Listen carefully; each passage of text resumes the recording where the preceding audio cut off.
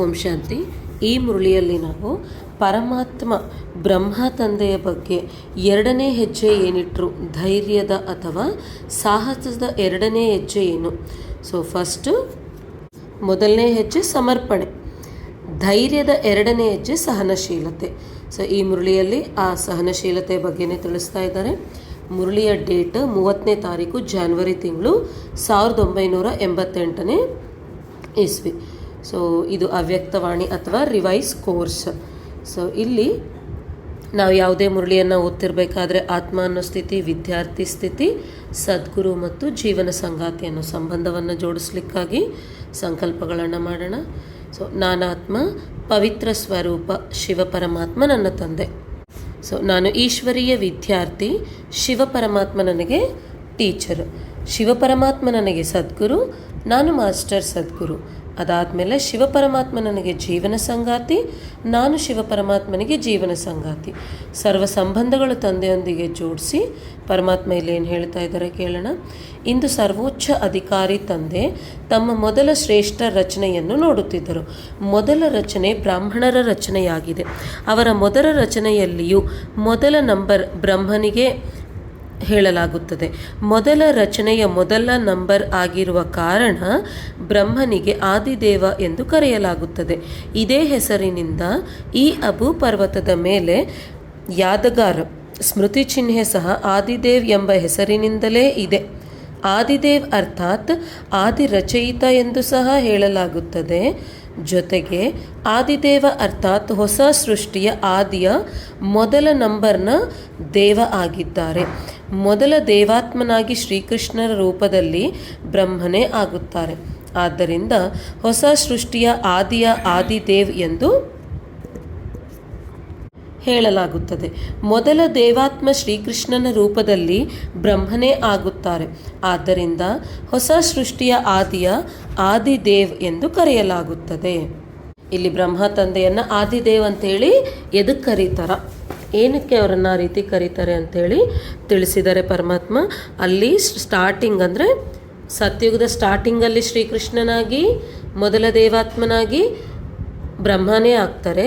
ಇಲ್ಲಿ ನಂಬರ್ 1 ಆಗಿ ಬ್ರಹ್ಮ ತಂದೆನೇ ಆಗಿದ್ದಾರೆ. ಅದಕ್ಕಾಗಿಯೇ ಇಲ್ಲಿ ಆದಿದೇವ್ ಅಂತೇಳಿ ಕರೆಯಲಾಗ್ತದೆ ಅಂತಿದ್ದಾರೆ. ಸಂಗಮ ಯುಗದಲ್ಲಿಯೂ ಆದಿ ರಚನೆಯ ಮೊದಲ ನಂಬರ್ ಅರ್ಥಾತ್ ಆದಿದೇವ ಎನ್ನಿರಿ ಅಥವಾ ಬ್ರಾಹ್ಮಣಾತ್ಮರ ರಚಯಿತ ಬ್ರಹ್ಮ ಎನ್ನಿರಿ. ಸಂಗಮದಲ್ಲಿ ಮತ್ತು ಸೃಷ್ಟಿಯ ಆದಿಯಲ್ಲಿ ಎರಡೂ ಸಮಯದಲ್ಲಿ ಆದಿ, ಆದ್ದರಿಂದ ಆದಿದೇವ ಎನ್ನಲಾಗುತ್ತದೆ. ಬ್ರಹ್ಮನೇ ಆದಿ ಕರ್ಮಾತೀತ ಫರಿಷ್ಠೆಯಾಗುತ್ತಾರೆ. ಬ್ರಾಹ್ಮಣಸೋ ಫರಿಷ್ಠ ಮತ್ತು ಫರಿಷ್ಠಸೋ ದೇವತೆ, ಎಲ್ಲದರಲ್ಲಿ ನಂಬರ್ 1. ಹೀಗೆ ನಂಬರ್ 1 ಏಕೆ ಆದರು? ಯಾವ ವಿಧಿಯಿಂದ ನಂಬರ್ 1 ಸಿದ್ಧಿಯನ್ನು ಪ್ರಾಪ್ತಿ ಮಾಡಿಕೊಂಡರು? ತಾವೆಲ್ಲ ಬ್ರಾಹ್ಮಣಾತ್ಮರು ಬ್ರಹ್ಮನನ್ನೇ ಅನುಸರಿಸಬೇಕು. ಏನನ್ನು ಅನುಸರಿಸಬೇಕು? ಇವರ ಮೊದಲ ಹೆಜ್ಜೆ ಸಮರ್ಪಣೆ. ಇಲ್ಲಿ ಈ ಬ್ರಾಹ್ಮಣಸೋ ಫರಿಷ್ಠ, ಫರಿಷ್ಠಸೋ ದೇವತಾ, ಈ ಕರ್ಮಾತೀತ ಸ್ಥಿತಿ ಅಂದರೆ ಸಂಗಮಯುಗದ ಅಂತಿಮ ಅವಸ್ಥೆ ಕೂಡ ಕರ್ಮಾತೀತ ಸ್ಥಿತಿ ಅಂತೇಳಿ ಹೇಳ್ತಿರ್ತಾರೆ. ಆ ಕರ್ಮಾತೀತ ಸ್ಥಿತಿ ಇದೆಲ್ಲದಕ್ಕೂ ಫಸ್ಟ್ ತಲುಪಿರೋದು ಯಾರು ಅಂದರೆ ಬ್ರಹ್ಮ ತಂದೆನೇ. ಅದಕ್ಕಾಗಿ ನಾವಿಲ್ಲಿ ಬ್ರಹ್ಮ ತಂದೆಯನ್ನೇ ಅನುಸರಿಸಬೇಕು ಅಂತಿದ್ದಾರೆ. ಏನು ಅನುಸರಿಸಬೇಕು ಅಂತ ಪ್ರಶ್ನೆಯನ್ನು ಕೇಳಿ ಇವರ ಮೊದಲ ಹೆಜ್ಜೆ ಸಮರ್ಪಣೆ. ಆ ಸಮರ್ಪಣತೆ ಇದನ್ನು ಮೊದಲು ಹೇಳಿರುವೆವು, ಈ ಮೊದಲೇ ಇದನ್ನು ತಿಳ್ಕೊಂಡಿದ್ವಿ. ಮೊದಲ ಹೆಜ್ಜೆಯಲ್ಲಿಯೂ ಎಲ್ಲ ರೂಪದಿಂದ ಸಮರ್ಪಣೆಯಾಗಿ ತೋರಿಸಿದರು. ಈಗ ಎರಡನೇ ಹೆಜ್ಜೆ ಸಹನಶೀಲತೆ. ಸಮರ್ಪಣೆಯಾದಾಗ ತಂದೆಯಿಂದ ಸರ್ವಶ್ರೇಷ್ಠ ಆಸ್ತಿ ಏನೋ ಸಿಕ್ಕಿತು. ಆದರೆ ಜಗತ್ತಿನವರಿಂದ ಏನು ಸಿಕ್ಕಿತು? ಎಲ್ಲದಕ್ಕಿಂತ ಹೆಚ್ಚು ನಿಂದೆಗಳ ಮಳೆ ಯಾರ ಮೇಲಾಯಿತು? ಈ ಪ್ರಶ್ನೆಯನ್ನು ಕೇಳ್ತಾ ಇದ್ದಾರೆ. ಯಾರ ಮೇಲೆ ನಿಂದೆಗಳ ವರ್ಷ ಅಂದರೆ ಮಳೆ ಇತ್ತು ಅಂತಂದರೆ ಬ್ರಹ್ಮ ತಂದೆ ಮೇಲೇ. ಆ ನಿಂದೆಗಳ ಮಳೆ ಅಷ್ಟು ಬಂದರೂ ಕೂಡ ಸಹನಶೀಲತೆಯನ್ನು ಯಾವ ರೀತಿ ಪ್ರಯೋಗದಲ್ಲಿ ತಂದರು ಅನ್ನೋದೇ ಈ ಮುರಳಿಯಲ್ಲಿ ತಿಳಿಸ್ತಾ ಇದ್ದಾರೆ. ತಮಗೂ ನಿಂದೆ ಮಾಡಿರಬಹುದು, ಅಂದರೆ ನಾವು ಕೂಡ ಈ ಸೇವೆಗಳಲ್ಲಿ ಹೋದಾಗ ನಮಗೂ ನಿಂದೆಗಳು ಬಂದಿರಬಹುದು, ಏನಾದರೂ ಅಂದಿರಬಹುದು, ಏನಾದರೂ ಆಗಿರ್ಬೋದು. ಆದರೆ ಇಲ್ಲಿ ಫಾಲೋ ಫಾದರ್ ಅಂದರೆ ಇಲ್ಲಿ ಬ್ರಹ್ಮ ತಂದೆಯನ್ನು ಅನುಸರಿಸಿದರೆ ಅವರಂಗೆನೇ, ಅಂದರೆ ಬ್ರಹ್ಮ ತಂದೆಯ ಸಮಾನವಾದ ಸೇವೆಗಳು ಶಿವಪರಮಾತ್ಮನ ಸಮಾನವಾದಿ. ಎರಡು ಅಂದರೆ ಫಾಲೋ ಫಾದರ್ ಅಂದರೆ ಇಲ್ಲಿ ಶಿವಪರಮಾತ್ಮ ಬ್ರಹ್ಮ ತಂದೆ ಇಬ್ಬರನ್ನ ಫಾಲೋ ಮಾಡೋದು. ಆದರೆ ಇಲ್ಲಿ ಬ್ರಹ್ಮ ತಂದೆಯನ್ನು ಯಾವ ರೀತಿ ಫಾಲೋ ಮಾಡಬೇಕನ್ನೋದೇ ತಿಳಿಸ್ತಾ ಇದ್ದಾರೆ. ಸೊ ತಮಗೂ ನಿಂದೆ ಮಾಡಿರಬಹುದು ಅಥವಾ ಅತ್ಯಾಚಾರಗಳು ಆಗಿರಬಹುದು, ಆದರೆ ಹೆಚ್ಚು ಕ್ರೋಧ ಅಥವಾ ಸಿಟ್ಟು ಬ್ರಹ್ಮನಿಗೆ ಸಿಗುತ್ತಿತ್ತು. ಲೌಕಿಕ ಜೀವನದಲ್ಲಿ ಒಂದು ಅಪಶಬ್ದವನ್ನು ಕೇಳದಿರುವ ಬ್ರಹ್ಮರು ಅಪಶಬ್ದ ಕೇಳುವುದರಲ್ಲೂ ನಂಬರ್ 1 ಆದರು. ಇಲ್ಲಿ ಅಪಶಬ್ದ ಅನ್ನೋದು ಆ್ಯಕ್ಚುಲ್ ಆಗಿ ಬ್ರ್ಯಾಕೆಟಲ್ಲಿ ಬೈಗುಳ ಅಂತೇಳಿ ಇಟ್ಟಿದ್ದಾರೆ. ಸೊ ಎಲ್ಲರಿಗಿಂತ ಹೆಚ್ಚು ಸರ್ವರ ಸ್ನೇಹಿ ಜೀವನ ವ್ಯತೀತ ಮಾಡಿದ್ದರು. ಆದರೂ ಎಷ್ಟು ಲೌಕಿಕ ಜೀವನದಲ್ಲಿ ಸರ್ವರಿಗೂ ಸ್ನೇಹಿಯಾಗಿದ್ದರೋ ಅಷ್ಟೇ ಅಲೌಕಿಕ ಜೀವನದಲ್ಲಿ ಸರ್ವರ ಶತ್ರುವಿನ ರೂಪದಲ್ಲಿ ಬಂದರು. ಮಕ್ಕಳ ಮೇಲೆ ಅತ್ಯಾಚಾರವಾದರೆ ಸ್ವತಃ ಪರೋಕ್ಷವಾಗಿ ತಂದೆಯ ಮೇಲೆ ಅತ್ಯಾಚಾರವಾಯಿತು. ಆದರೆ ಸಹನಶೀಲತೆಯ ಗುಣದಿಂದ ಅಥವಾ ಸಹನಶೀಲತೆಯ ಧಾರಣೆಯಿಂದ ಮುಗುಳ್ನಗುತ್ತಿದ್ದರು, ಆದರೆ ಎಂದಿಗೂ ಬಾಡಲಿಲ್ಲ. ಸೊ ಇಲ್ಲಿ ಫಸ್ಟ್ ನಾವು ಸಹನಶೀಲತೆ ಅಂದರೆ ಏನು ಅಂತೇಳಿ ತಿಳ್ಕೊಳ್ಳೋಣ. ಸೊ ಅಷ್ಟಶಕ್ತಿಗಳಲ್ಲಿ ಸಹನಶೀಲತೆ ಶಕ್ತಿ ಅನ್ನೋದನ್ನು ತೋರಿಸ್ತಿರ್ಬೇಕಾದ್ರೆ ನಮಗೆ ಚಿತ್ರ ಹಾಕಿ ತೋರಿಸಿರೋದೇನು ಅಂದರೆ ಒಂದು ಮರ, ಆ ಮರಕ್ಕೆ ಒಂದು ಸಣ್ಣ ಹುಡುಗ ಕಲ್ಲು ಎಸಿತಾ ಇದ್ರೆ ಆ ಮರ ಫಲವನ್ನು ಕೊಟ್ಟಾಗಿ ತೋರಿಸಿದ್ದಾರೆ. ಆ ಮರಕ್ಕೆ ಕಲ್ಲು ಎಸೆಯೋದು ಅಂದರೆ ಆ ಒಂದು ಕೆಳಗಡೆ ಅಂದರೆ ಆತ್ಮಿಕ ಸ್ಥಿತಿಯಿಂದ ಕೆಳಗಡೆ ಇರುವ ಆತ್ಮರು ಕಲ್ಲನ್ನು ಅಂದರೆ ನಿಂದನೆಗಳನ್ನು ಆಗ್ತಾ ಇದ್ದರೆ ನಾವು ಫಲ ಅಂದರೆ ಶುಭ ಭಾವನೆ, ಶುಭ ಕಾಮನೆ. ಸೊ ಶುಭ ಭಾವನೆ ಅಂದರೆ ಪ್ಯೂರ್ ಫೀಲಿಂಗ್, ಶುಭ ಕಾಮನೆ ಅಂದರೆ ಗುಡ್ ವಿಶಸ್. ಸೊ ಇನ್ನು ಕ್ಲಿಯರಾಗಿ ಹೇಳಬೇಕು ಅಂದರೆ ಆಶೀರ್ವಾದಗಳು, ವರದಾನಗಳನ್ನು ಕೊಡ್ತಾ ಹೋಗೋದು. ಸೊ ಇದಿದ್ದಾಗ ಏನಾಗ್ತದೆ ಅಂತಂದರೆ ಯಾವತ್ತೂ ನಾವು ಮುಗುಳ್ನಗ್ತಾನೆ ಇರ್ತೀವಿ, ಹರ್ಷಿತವಾಗಿಯೇ ಇರ್ತೀವಿ, ಎಂದೂ ಬಾಡಿ ಹೋಗೋದಿಲ್ಲ. ಸೊ ಅದನ್ನೇ ತಿಳಿಸ್ತಾ ಇದ್ದಾರೆ. ಸೊ ಎಷ್ಟು ಎಲ್ಲರಿಗೂ ಸ್ನೇಹಿಯಾಗಿದ್ರು, ಲೌಕಿಕ ಜೀವನದಲ್ಲಿ ಒಂದು ಅಪಶಬ್ದ ಅಂದರೆ ಒಂದು ಬೈಗುಳ ಕೂಡ ಕೇಳಿರಲಿಲ್ಲ ಅವರು. ಅಂಥವರು ಅದರ ಮಳೆನೇ ಸುರಿತು ಅವ್ರ ಮೇಲೆ, ಆದರೂ ಕೂಡ ಅವರು ಮುಗುಳ್ನಗ್ತಾನೆ ಇದ್ದರು, ಎಲ್ಲೂ ಬಾಡಲಿಲ್ಲ ಅಂತಿದ್ದಾರೆ. ಸೊ ಇಲ್ಲಿ ಇದು ನಮಗೆ ಚೆಕಿಂಗ್ ಪಾಯಿಂಟ್. ಯಾರಾದರೂ ಏನಾದರೂ ಅಂದ ತಕ್ಷಣ ಅಯ್ಯೋ ಇವ್ರು ನನಗೆ ಇಷ್ಟು ಮಾತಂದ್ರ, ಸೊ ನಾನು ಏನು ಮಾಡಿದ್ದೆ ಅಂಥೇಳಿ ಇವ್ರು ಇಷ್ಟ ಅಂದರು, ಈ ರೀತಿ ಏನಾದರೂ ಯೋಚನೆ ಮಾಡ್ತಾ ಇದ್ದೀವ, ಅಥವಾ ಅವ್ರು ಅಂದ ತಕ್ಷಣ ಅಂದರೆ ಅವ್ರ ನಿಂದೆಗಳನ್ನು ಹಾಕಿದ ತಕ್ಷಣ ನಾವು ಅವರಿಗೆ ವರದಾನಗಳನ್ನು ಕೊಡ್ತಾ ಇದ್ದೀವ, ಅದು ಇಂಪಾರ್ಟೆಂಟ್. ಇಲ್ಲಿ ಯಾರೋ ಏನೋ ಅಂದರು ಅಂದ ತಕ್ಷಣ ಅಂದರೆ ಜಸ್ಟ್ ಅವ್ರು ನಿಮ್ಮನ್ನು ಪರಿಶೀಲಿಸಿ ಏನಾದರೂ ನಿಮ್ಮ ಉನ್ನತಿಗಾಗಿ ಹೇಳ್ತಿದ್ರು ಕೂಡ ನೀವು ವರದಾನ ಕೊಡೋದು ಅಂತಲ್ಲ. ಕೊಟ್ಟರೆ ತಪ್ಪಿಲ್ಲ, ಆದರೆ ಅದನ್ನು ನಿಂದೆ ಅಂದ್ಕೊಳ್ಳೋದು ತಪ್ಪು. ಸೊ ನಿಂದೆ ಅಂದರೆ ಏನು, ಇಲ್ಲದೇ ಇರೋ ವಿಷಯವನ್ನು ಇದ್ದ ಹಾಗೆ ಹೇಳೋದು. ಸೊ ಇರೋ ವಿಷಯವನ್ನೇ ಹೇಳ್ತಾ ಇದ್ದಾರೆ ಅಂದರೆ ಪರಿಶೀಲಿಸಿ ಹೇಳ್ತಾ ಇದ್ದಾರೆ ನಮ್ಮ ಉನ್ನತಿಗಾಗಿ ಅಂಥೇಳಿ ತಗೊಂಡು ನಾವು ಪರಿಶೀಲಿಸ್ಕೊಂಡು ಮತ್ತೆ ಅದು ನನ್ನ ಹತ್ರ ಇದೇನಾ ಇಲ್ಲ ಆ ಕ್ಯಾರೆಕ್ಟರ್ ಗುಣ ಅಂಥೇಳಿ ನೋಡಿಕೊಂಡು ಮತ್ತೆ ಪರಿವರ್ತನೆ ಮಾಡಿಕೊಳ್ಬೇಕು. ಸೊ ಇಲ್ಲಿ ಅದನ್ನು ನೋಡ್ಕೊಳ್ಬೇಕು. ಅದಾದಮೇಲೆ ಯಾರಾದರೂ ಪ್ರಶಂಸೆ ಮಾಡಿದಾಗ ಮುಗುಳ್ನಕ್ಕರೆ ಅದಕ್ಕೆ ಸಹನಶೀಲತೆ ಎನ್ನುವುದಿಲ್ಲ. ಆದರೆ ಶತ್ರುವಾಗಿ ಸಿಟ್ಟಿಗೆದ್ದು ಅಪಶಬ್ದಗಳ ಮಳೆಗೆರೆಯುವ ಸಮಯದಲ್ಲಿಯೂ ಸದಾ ಮುಗುಳ್ನಕ್ಕರೆ ಸಂಕಲ್ಪ ಮಾತ್ರವೂ ಬಾಡುವ ಚಿಹ್ನೆ ಮುಖದಲ್ಲಿರದಿದ್ದರೆ ಅದಕ್ಕೆ ಸಹನಶೀಲತೆ ಎನ್ನಲಾಗುತ್ತದೆ. ಸೊ ಇಲ್ಲಿ ನಮ್ಮನ್ನು ಯಾರಾದರೂ ನಿಂದೆಗಳಿಂದ ಬೈತಾ ಇದ್ದಾರೆ, ಮಾಡ್ತಾ ಇದ್ದಾರೆ ಅಂದರೆ ಓಕೆ, ಹೊರಗಡೆ ನೋಡಲಿಕ್ಕೆ ನಾವು ಸೈಲೆಂಟಾಗಿದ್ದೀವಿ, ನನಗೇನು ಅನಿಸ್ಲಿಲ್ಲ ಅಂತೇಳಿ ಮುಚ್ಚಿಡ್ತಾ ಇದ್ದೀವಿ ಅಂತ ಆದರೆ ಆಲೋಚನಾ ಸ್ಥಾಯಿಯಲ್ಲಿ ಬೇಕಾದಷ್ಟು ಯೋಚನೆಗಳನ್ನು ನಡೆಸ್ತಾ ಇದ್ದೀವಿ ಅಂದರೆ ಅದು ಸಹನಶೀಲತೆ ಆಗಲ್ಲ. ಒಳಗಡೆ ಅಂದರೆ ಸಂಕಲ್ಪ ಮಾತ್ರವೂ ಬಾಡುವ ಚಿಹ್ನೆ ಮುಖದಲ್ಲಿರಬಾರ್ದು. ಈ ಮುಖದಲ್ಲಿ ಬಾಡುವ ಚಿಹ್ನೆ ಯಾವಾಗ ಬರ್ತದೆ? ಸೊ ಸಂಕಲ್ಪಗಳಲ್ಲಿ ಇದ್ದಾಗ. ಸೊ ಆ ಸಂಕಲ್ಪಗಳಲ್ಲಿ ಕೂಡ ಇರಬಾರ್ದು ಅಂತಿದ್ದಾರೆ. ಕಂಪ್ಲೀಟ್ ಮುಗುಳ್ನಕ್ಕರೆ ಅಂದರೆ ಸಂಕಲ್ಪದಲ್ಲಿಯೂ ಆ ಮುಗುಳ್ನಗೆ ಅನ್ನೋದು ಇರಬೇಕು ಅಂತಿದ್ದಾರೆ. ಸೊ ಅದನ್ನೇ ಸಹನಶೀಲತೆ ಎನ್ನಲಾಗುತ್ತದೆ. ಶತ್ರು ಆತ್ಮನಿಗೂ ದಯಾಹೃದಯ ಭಾವನೆಯಿಂದ ನೋಡುವುದು, ಮಾತನಾಡುವುದು, ಸಂಪರ್ಕದಲ್ಲಿ ಬರುವುದಕ್ಕೆ ಸಹನಶೀಲತೆ ಎನ್ನುತ್ತಾರೆ.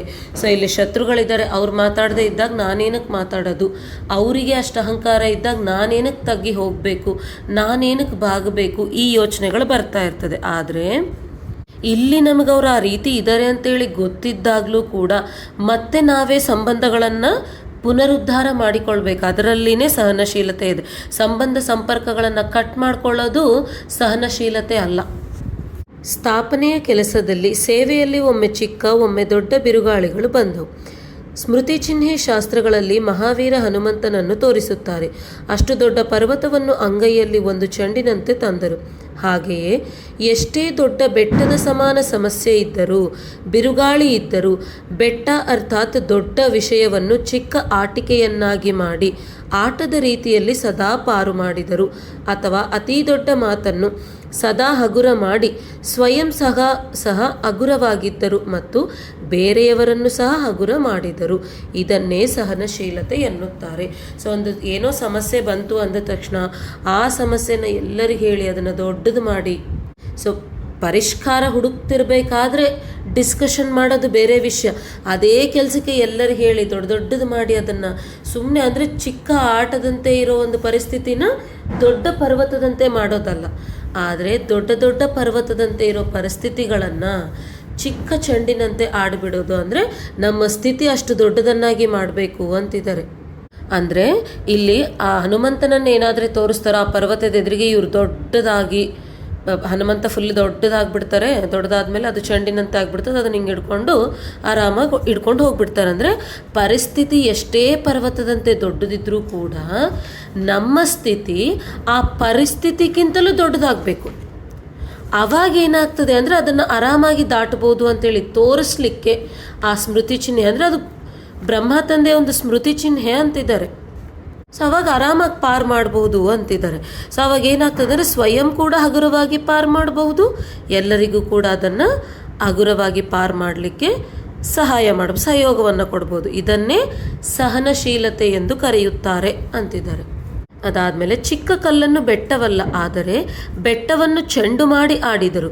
ವಿಸ್ತಾರವನ್ನು ಸಾರದಲ್ಲಿ ತರುವುದೇ ಸಹನಶೀಲತೆಯಾಗಿದೆ. ವಿಘ್ನಗಳನ್ನು, ಸಮಸ್ಯೆಗಳನ್ನು ಮನದಲ್ಲಿ ಅಥವಾ ಬೇರೆಯವರ ಮುಂದೆ ವಿಸ್ತಾರ ಮಾಡುವುದು ಅರ್ಥಾತ್ ಬೆಟ್ಟವನ್ನಾಗಿ ಮಾಡುವುದಾಗಿದೆ. ಆದರೆ ವಿಸ್ತಾರದಲ್ಲಿ ಹೋಗದೆಯೇ ಹೊಸದಲ್ಲ ಎಂಬ ಫುಲ್ ಸ್ಟಾಪ್ನಿಂದ ಬಿಂದುವನ್ನಿಟ್ಟು ಬಿಂದುವಾಗಿ ಮುಂದುವರಿಯುವುದಕ್ಕೆ ವಿಸ್ತಾರವನ್ನು ಸಾರದಲ್ಲಿ ತರುವುದು ಎಂದು ಕರೆಯುತ್ತಾರೆ. ಸೊ ಇಲ್ಲಿ ಯಾವುದೇ ಒಂದು ಚಿಕ್ಕ ವಿಷಯ ಇದ್ದಾಗ ವಿಸ್ತಾರದಲ್ಲಿ ಹೋಗದೆ ಹೊಸದಲ್ಲ ಅಂತೇಳಿ ಫುಲ್ ಸ್ಟಾಪ್ ಇಟ್ಕೊಂಡು, ಅಂದರೆ ಹೊಸದೇನಲ್ಲ, ಯಾವಾಗಲೂ ವಿಜಯನೇ ನಾವು ಪಡೆದಿರೋದು, ಕಲ್ಪ ವಿಜಯಿ ಸ್ವರೂಪರು ಅಂತ ಹೇಳ್ಕೊಂಡು ಮುಂದಕ್ಕೆ ಹೋಗೋದು, ಅಂದರೆ ವಿಸ್ತಾರವನ್ನೆಲ್ಲ ಸಾರದಲ್ಲಿ ತರೋದು ಅಂತಿದ್ದಾರೆ. ಇದನ್ನೇ ಸೊ ಮನದಲ್ಲಿ ಕೂಡ ವಿಸ್ತಾರ ಮಾಡಲಿಕ್ಕಿಲ್ಲ, ಅಂದರೆ ಆಲೋಚನಾ ಸ್ಥಾಯಿಯಲ್ಲಿ ಇದು ಹಿಂಗಾಯ್ತು ಹಂಗಾಯ್ತು ಅಂತೇಳಿ ಯೋಚನೆ ಮಾಡಿ ದೊಡ್ಡದು ಮಾಡ್ಕೊಳ್ಳಿಕ್ಕಿಲ್ಲ. ಬೇರೆಯವರ ಎದುರಿಗೆ ಕೂಡ ವಿಸ್ತಾರ ಮಾಡೋ ಅವಶ್ಯಕತೆ ಇಲ್ಲ. ಸೊ ಸಹನಶೀಲತೆ ಅಂದರೆ ವಿಘ್ನಗಳನ್ನು, ಸಮಸ್ಯೆಗಳನ್ನು ಮನದಲ್ಲಿ ಎಲ್ಲೂ ಮಾಡಬಾರ್ದು. ಸೊ ಈ ವಿಸ್ತಾರವನ್ನು ಸಾರದಲ್ಲಿ ಇಡೋದೇ ಸಹನಶೀಲತೆ ಅಂತಿದ್ದಾರೆ. ಸೊ ಫಸ್ಟು ಈ ನಿಂದನೆಗಳ ಮಳೆ ಆಯಿತು, ಆಗಲೂ ಅವರು ಯಾವ ರೀತಿ ಸಹನಶೀಲತೆಯನ್ನು ಧಾರಣೆ ಮಾಡಿದ್ರಂತೇಳಿ ತಿಳಿಸ್ಕೊಟ್ರು. ಅದಾದಮೇಲೆ ಶತ್ರುವಾಗಿ ಬಂದವ್ರಿಗೆ ಕೂಡ ದಯಾಭಾವನೆಯಿಂದ ಇರೋದೇ, ಮಾತನಾಡೋದೇ, ಸಂಪರ್ಕದಲ್ಲಿ ಬರೋದೇ ಸಹನಶೀಲತೆ ಅಂತೇಳಿ ಹೇಳಿಕೊಟ್ರು. ಅದಾದಮೇಲೆ ದೊಡ್ಡ ವಿಷಯಗಳನ್ನು, ಅಂದರೆ ಪರ್ವತದಂತಹ ವಿಷಯಗಳನ್ನ ಸಣ್ಣ ಆಟಿಕೆ, ಅಂದರೆ ಒಂದು ಚೆಂಡಿನಂತೆ ಮಾಡಿ ಆಟ ಆಡೋದು, ಇದು ಕೂಡ ಸಹನಶೀಲತೆ ಅಂತಿದ್ದಾರೆ. ಅದಾದಮೇಲೆ ವಿಸ್ತಾರವನ್ನು ಸಾರದಲ್ಲಿಡೋದು, ಸೊ ಇದನ್ನು ಕೂಡ ಸಹನಶೀಲತೆ. ಸೊ ಇವೆಲ್ಲವೂ ಬ್ರಹ್ಮ ತಂದೆ ವಿಶೇಷತೆಗಳ ಬಗ್ಗೆ. ಸೊ ಸಹನಶೀಲತೆಯ ಯಾವ ರೀತಿ ಸಹನಶೀಲತೆಯನ್ನು ಈ ವಿಷಯಗಳಲ್ಲಿ ಉಪಯೋಗಿಸಿದ್ರು ಅಂತೇಳಿ ತಿಳಿಸ್ಕೊಡ್ತಾ ಇದ್ದಾರೆ. ಸಹನಶೀಲ ಶ್ರೇಷ್ಠಾತ್ಮವು ಸದಾ ಜ್ಞಾನ ಯೋಗದ ಸಾರದಲ್ಲಿ ಸ್ಥಿತವಾಗಿ ಇಂತಹ ವಿಸ್ತಾರವನ್ನು, ಸಮಸ್ಯೆಯನ್ನು, ವಿಘ್ನಗಳನ್ನು ಬ್ರಹ್ಮ ತಂದೆ ಪಾರು ಮಾಡಿದಂತೆ ಸಾರದಲ್ಲಿ ತರುತ್ತಾರೆ. ಹೇಗೆ ಉದ್ದವಾದ ದಾರಿಯನ್ನು ಪಾರು ಮಾಡಲು ಸಮಯ, ಶಕ್ತಿಗಳು ಸಮಾಪ್ತಿಯಾಗುವವೋ ಅರ್ಥಾತ್ ಹೆಚ್ಚು ಉಪಯೋಗಿಸಲ್ಪಡುವವೋ, ಹಾಗೆಯೇ ವಿಸ್ತಾರವು ಉದ್ದವಾದ ದಾರಿಯನ್ನು ಪಾರು ಮಾಡಿದಂತೆ ಮತ್ತು ಸಾರವು ಶಾರ್ಟ್ಕಟ್ ದಾರಿಯನ್ನೇ ಪಾರು ಮಾಡಿದಂತೆ. ಇಬ್ಬರೂ ಪಾರು ಮಾಡುತ್ತಾರೆ, ಆದರೆ ಶಾರ್ಟ್ಕಟ್ ಮಾಡುವವರು ಸಮಯ ಮತ್ತು ಶಕ್ತಿಗಳ ಉಳಿತಾಯವಾಗುವ ಕಾರಣ ನಿರಾಶರಾಗುವುದಿಲ್ಲ, ಬೇಸರ ಮಾಡಿಕೊಳ್ಳುವುದಿಲ್ಲ, ಸದಾ ಮೋಜಿನಲ್ಲಿ ಮುಗುಳ್ನಗುತ್ತಾ ಪಾರು ಮಾಡುತ್ತಾರೆ. ಇದನ್ನೇ ಸಹನಶೀಲತೆ ಎನ್ನುತ್ತಾರೆ.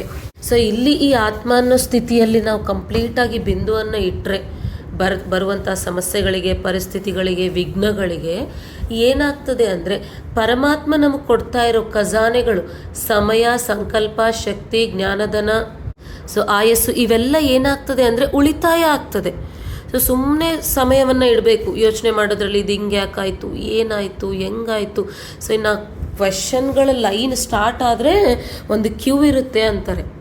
ಸೊ ಈ ಕ್ಯೂವನ್ನು ಸ್ಟಾಪ್ ಮಾಡಿಬಿಡ್ತೀವ. ಸೊ ಸಮಯ ಅನ್ನೋ ಖಜಾನೆ ಉಳಿತು, ಸಂಕಲ್ಪ ಅನ್ನೋ ಖಜಾನೆ ಉಳಿತು. ಸೊ ಅದಕ್ಕಾಗಿಯೇ ಶಾರ್ಟ್ಕಟ್ ದಾರಿಯಿಂದ ಪಾರು ಮಾಡೋದ್ರಲ್ಲಿ, ಸೊ ಉದಾಹರಣೆಗೆ ಒಂದು ರೋಡಲ್ಲಿ ಅಂದರೆ ಲಾಂಗ್ ರೂಟು ಶಾರ್ಟ್ ರೂಟ್ ಅಂತ ತೊಗೊಂಡಾಗ ನಮ್ಗೆ ಶಾರ್ಟ್ ರೂಟಲ್ಲಿ ಹೋದರೆ ಪೆಟ್ರೋಲು, ಶಕ್ತಿ, ನಡೀತಾ ಇರಬೇಕಾದ್ರೆ ಶಕ್ತಿ ಪ್ಲಸ್ ಟೈಮ್ ಎಲ್ಲವೂ ಯಾವ ರೀತಿ ಆದರೆ ಉಳಿತಾಯ ಆಗಿ ನಾವು ಬೇಕಾದಷ್ಟು ಟೈಮನ್ನು ಉಳಿಸ್ಕೊಂಡು ಮತ್ತೆ ಎಂಜಾಯ್ ಮಾಡೋಕ್ಕೆ ಟೈಮ್ ಇರುತ್ತೆ. ಸೊ ಅದೇ ರೀತಿ ಇಲ್ಲಿ ಎಕ್ಸಾಂಪಲ್ ಅಂದರೆ ಉದಾಹರಣೆಯನ್ನು ಕೊಟ್ಟು ಅವರು ಬೇಸರ ಮಾಡ್ಕೊಳ್ಳೋದಿಲ್ಲ, ಯಾಕಂದರೆ ಎಲ್ಲ ಉಳಿತಾಯ ಆಗಿರುತ್ತೆ. ಸೊ ಎಲ್ಲೂ ಅವರಿಗೆ ಟಯರ್ಡ್ನೆಸ್ ಅಂದರೆ ಈ ಸಾಕಾಗಿರೋದನ್ನೋದು ಅನುಭವದಲ್ಲೇ ಬರೋದಿಲ್ಲ. ಸದಾ ಮೋಜಿನಲ್ಲಿ ಮುಗುಳ್ನಗ್ತಾ ಪಾರು ಮಾಡ್ತಾ ಇರ್ತಾರೆ. ಇದನ್ನೇ ಸಹನಶೀಲತೆ ಅಂತಿದ್ದಾರೆ. ಸಹನಶೀಲತೆಯ ಶಕ್ತಿ ಇರುವವರು ಹೀಗೆಯೂ ಆಗುತ್ತದೆಯೇ ಎಂದು ಎಂದಿಗೂ ಭಯಪಡುವುದಿಲ್ಲ. ಸದಾ ಸಂಪನ್ನರಾಗಿರುವ ಕಾರಣ ಜ್ಞಾನದ ನೆನಪಿನ ಆಳದಲ್ಲಿ ಹೋಗುತ್ತಾರೆ. ಪಡುವವರು ಎಂದಿಗೂ ಆಳಕ್ಕೆ ಹೋಗಲು ಸಾಧ್ಯವಿಲ್ಲ. ಸಾರದವರು ಸದಾ ಭರ್ಪೂರ್ ಆಗಿರುತ್ತಾರೆ. ಆದ್ದರಿಂದ ಭರ್ಪೂರ್ ಸಂಪನ್ನ ವಸ್ತುವು ಆಳವಾಗಿರುತ್ತದೆ. ಸೊ ಇಲ್ಲಿ ಪರಮಾತ್ಮ ನಮಗೆ ಕೊಡ್ತಾ ಇರೋ ಖಜಾನೆಗಳು ಏನು ಅಂದರೆ ಸಮಯ, ಸಂಕಲ್ಪ, ಶಕ್ತಿ, ಜ್ಞಾನಗಳು, ಸೊ ಜ್ಞಾನಧನ ಮತ್ತು ಆಯಸ್ಸು. ಸೊ ಈ 5 ಪರಮಾತ್ಮ ನಮಗೆ ಕೊಡ್ತಾ ಇರೋ ಖಜಾನೆ. ಈ ಖಜಾನೆಗಳನ್ನು ಉಪಯೋಗಿಸ್ಕೊಂಡೇ ನಾವು ಪ್ರಾಪ್ತಿಯನ್ನು ಇಲ್ಲಿ ಸಂಪಾದನೆ ಮಾಡ್ತಾ ಇದ್ದೀವಿ. ಸೊ ಆ ಪ್ರಾಪ್ತಿಗಳು ಯಾವ್ಯಾವು? ಸರ್ವಶ್ರೇಷ್ಠ ಸಂಬಂಧಗಳು, ಶ್ರೇಷ್ಠ ಸಂಪರ್ಕ, ಸತ್ಯವಾದ ಸ್ನೇಹ, ಸರ್ವ ವಿಧವಾದ ಸಂಪತ್ತು ಮತ್ತು ಸಫಲತೆ. ಇವು 5 ನಮಗೆ ಶಿವಪರಮಾತ್ಮ ಕೊಡ್ತಾ ಇರೋ ಪ್ರಾಪ್ತಿಗಳು. ಸೊ ಇವೆಲ್ಲವುಗಳಿಂದ ಭರ್ಪೂರಾಗಿರೋ ಆತ್ಮ ಏನಾಗಿರ್ತದೆ ಅಂದರೆ ಆಳವಾಗಿರ್ತದೆ. ಸೊ ಎಂದಿಗೂ ಕ್ವೆಶನ್ಸ್ ಹಾಕ್ಕೊಂಡು ಭಯ ಪಡೋದಿಲ್ಲ. ಸೊ ವಿಸ್ತಾರದವರೇನು ಖಾಲಿಯಾಗಿರ್ತಾರೆ, ಆದ್ದರಿಂದ ಖಾಲಿ ವಸ್ತು ಸದಾ ತುಳುಕುತ್ತಿರುತ್ತದೆ. ಆದ್ದರಿಂದ ವಿಸ್ತಾರದವರು ಇದೇನು, ಇದೇಕೆ, ಹೀಗಲ್ಲ, ಹಾಗಾಗಬೇಕು ಇಂತಹ ಸಂಕಲ್ಪಗಳಲ್ಲಿಯೂ ಮತ್ತು ವಾಣಿಯಲ್ಲಿಯೂ ಎಲ್ಲರ ಮುಂದೆ ತುಳುಕುತ್ತಾ ಇರುತ್ತದೆ. ಮಿತಿಗಿಂತ ಹೆಚ್ಚು ಜಿಗಿದಾಡುವವನಿಗೆ ಏನಾಗುವುದು? ತುಳುಕುತ್ತಿರುತ್ತಾನೆ. ಸ್ವಯಂ ಜಿಗಿದಾಡುವವನು ಮತ್ತು ಸ್ವಯಂ ತುಳುಕುತ್ತಿರುತ್ತಾನೆ ಮತ್ತು ತಾನೇ ದಣಿಯುತ್ತಾನೆ. ಸಹನಶೀಲತೆಯ ಆತ್ಮ ಈ ಎಲ್ಲ ವಿಷಯಗಳಿಂದ ರಕ್ಷಿಸಲ್ಪಡುತ್ತದೆ. ಆದ್ದರಿಂದ ಸದಾ ಮೋಜಿನಲ್ಲಿರುತ್ತದೆ, ತುಳುಕಾಡುವುದಿಲ್ಲ, ಆದರೆ ಹಾರುತ್ತದೆ. ಸೊ ಇಲ್ಲಿ ವಿಸ್ತಾರವನ್ನು ಸಾರದಲ್ಲಿ ಅಂದರೆ ಎಷ್ಟೋ ಕ್ವಶನ್ಸ್ ಏನಾದರೂ ಇದ್ದರೆ ಕೂಡ ಬಿಂದು ಅಂದರೆ ಆತ್ಮ ಅನ್ನೋ ಸ್ಥಿತಿಗೆ ಬಂದು ಆ ಪರಿಸ್ಥಿತಿಯನ್ನು ನಮ್ಮ ಸ್ಥಿತಿಯಿಂದ ಪಾರು ಮಾಡಬೇಕು ಹೊರತು ನಾವು ವಿಸ್ತಾರದಲ್ಲಿ ಬಂದಾಗ ಇನ್ನು ತುಳುಕುತ್ತಾ ಜಿಗಿದಾಡ್ತಾ ತೂಗುತ್ತಾ ಇರ್ತೀವಿ ಅಂತಿದ್ದಾರೆ. ಸೊ ಈಗ ಬ್ರಹ್ಮ ತಂದೆಗೆ ಹೋಲಿಸ್ಕೊಂಡಾಗ ನಾವು ಎಷ್ಟು ಆವೇಶಕ್ಕೊಳಗಾಗ್ತಾ ಇದ್ದೀವಿ ನೋಡ್ಕೊಳ್ಬೇಕು. ಇವೆಲ್ಲ ಮಾಡಿದಾಗೆ ಆವೇಶಕ್ಕೊಳಗಾಗೋದು. ಅದಕ್ಕಾಗಿ ಎಷ್ಟು ನಮ್ಮ ಹತ್ರ ಆವೇಶ ಅನ್ನೋದು ಬರ್ತಾ ಇದೆ ಅನ್ನೋದು ನೋಡಿಕೊಂಡಾಗ ನಮಗೆ ಚೆಕಿಂಗ್ ಪಾಯಿಂಟ್ ಅನ್ನೋದು ಕ್ಲಿಯರ್ ಆಗುತ್ತೆ. ಸಹನಶೀಲತೆಯನ್ನು ಬ್ರಹ್ಮ ತಂದೆಯು ನಡೆದು ತೋರಿಸಿದರು. ಸದಾ ಅಟಲ ಅಚಲ ಸಹಜ ಸ್ವರೂಪದಲ್ಲಿ ಮೋಜಿನಲ್ಲಿದ್ದರು, ಪರಿಶ್ರಮದಿಂದಲ್ಲ. ಇದರ ಅನುಭವ 14 ವರ್ಷ ತಪಸ್ಸು ಮಾಡುವ ಮಕ್ಕಳು ಮಾಡಿದರು. 14 ವರ್ಷ ಎಂದೆನಿಸಿತೋ ಅಥವಾ ಕೆಲವು ಗಳಿಗೆಗಳು ಎಂದೆನಿಸಿತೋ? ಮೋಜಿನಲ್ಲಿದ್ದಿರೋ ಅಥವಾ ಪರಿಶ್ರಮವೆನಿಸಿತೋ? ಹಾಗೆಯೇ ಸ್ಥೂಲ ಪರಿಶ್ರಮದ ಪೇಪರ್ ಸಹ ಸಾಕಷ್ಟು ಬಂದವು. ವಯ್ಯಾರದಲ್ಲಿ ಬೆಳೆದವರು ಬೆರಣಿಯನ್ನು ಸಹ ಮಾಡಿದರು, ಮೆಕ್ಯಾನಿಕ್ ಸಹ ಆದರು, ಚಪ್ಪಲಿ ಸಹ ಹೊಲಿಸಿದರಲ್ಲವೇ. ಸೊ ತೋಟ ಮಾಲಿಯನ್ನಾಗಿ ಸಹ ಮಾಡಿದರು. ಆದರೆ ಪರಿಶ್ರಮವೆನಿಸಿತೋ ಅಥವಾ ಮೋಜೆನಿಸಿತೋ? ಎಲ್ಲವನ್ನೂ ಪಾರು ಮಾಡಿದಿರಿ, ಆದರೆ ಸದಾ ಮೋಜಿನ ಜೀವನ ಅನುಭವವಿತ್ತು. ಗೊಂದಲಗೊಂಡವರು ಓಡಿ ಹೋದರು ಮತ್ತು ಮೋಜಿನಲ್ಲಿರುವವರು ಅನೇಕರಿಗೆ ಮೋಜಿನ ಜೀವನವನ್ನು ಅನುಭವ ಮಾಡಿಸಿದರು.